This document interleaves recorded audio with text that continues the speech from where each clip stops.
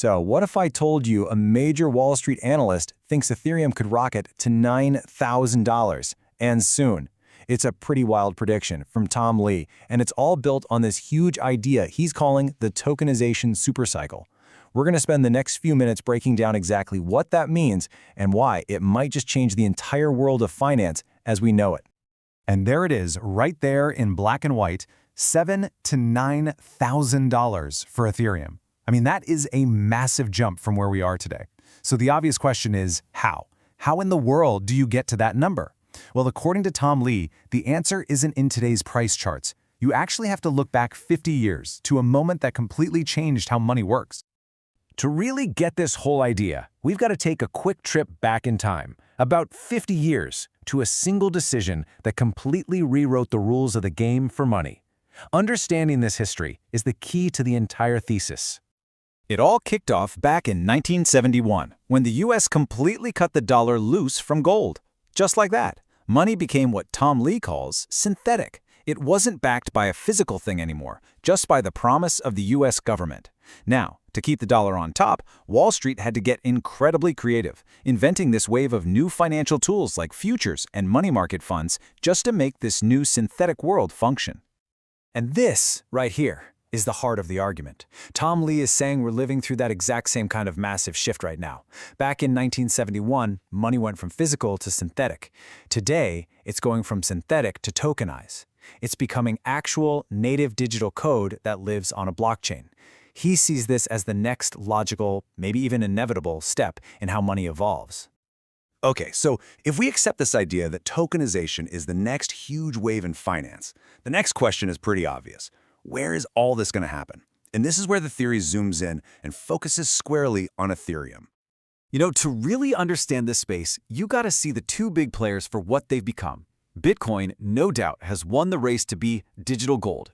It's the secure vault where you store your wealth. But Ethereum is something totally different. It's not the vault, it's the factory. It's the programmable infrastructure where this new tokenized financial system is actually going to be built and run. So why is everyone betting on Ethereum to be the winner? Well, the case really rests on these pillars. It's got the biggest network by a long shot, a massive global army of developers constantly building on it, and get this, a perfect track record of uptime. That rock-solid reliability is exactly why super innovative projects like the prediction market, Polymarket, build there. They know the ground beneath them isn't going to crumble. All right, so this all sounds incredibly positive, right? Which brings us to the giant elephant in the room. If Ethereum's future is so amazing, why has the price been getting hammered lately? Yeah, this is the question that could poke a huge hole in the entire theory. A price collapse from over $4,000 seems to completely contradict the idea of a super cycle. So what is really going on? Well, according to Tom Lee, this big sell-off has absolutely nothing to do with Ethereum's long-term value. He believes it's a technical thing happening in the market. Some single massive player is stuck in a forced selling death spiral. Think about it. The price drops, which forces them to sell, which then pushes the price down even more. It's a vicious cycle that's all about market mechanics, not a problem with the asset itself. And this isn't just some vague idea. There's actually a number that analysts are looking at. Some technical analysis suggests this forced selling could push the price all the way down to a target of around $2,500. So the key here is that this painful period might actually have a predictable floor. And here's where it gets kind of counterintuitive. From this point of view, hitting that bottom is actually a good thing. It's what traders call a buy setup.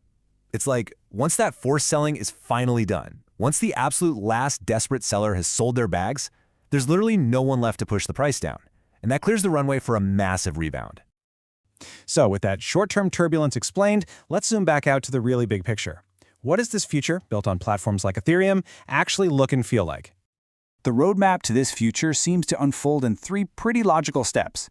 First, you tokenize currencies. And hey, we're already there with stablecoins. That's happening at scale. The next step is to tokenize all the securities, stocks and bonds, so they can trade 24/7 instead of just 9 to 5. And then the final, most exciting step? You use this new system to invent financial products we can't even dream of today. I mean, how powerful could this actually get? This quote gives a pretty mind-bending example. Imagine factoring a company like Tesla. Instead of just buying the whole stock, what if you could use a smart contract to buy a special token that only represents the future value of its Optimus robot division? That is the kind of specific programmable finance we're talking about. It's a whole new level. So, why does any of this matter to you? Well, this isn't just some theory for Wall Street quants. It points to a future where markets are open 24/7 and never sleep. It gives us new tools to manage risk around the clock, and it unlocks the ability to create brand new, digital-first assets completely from scratch. We're talking about a fundamental redesign of how value moves around the world. Which leaves us with the one final, massive question. If this tokenization supercycle is for real, are we standing on the edge of a new world where every single financial asset, from stocks to bonds, even your house, eventually becomes a token on a blockchain? It is a world-changing idea, and it's the foundation for that $9,000 prediction for Ethereum.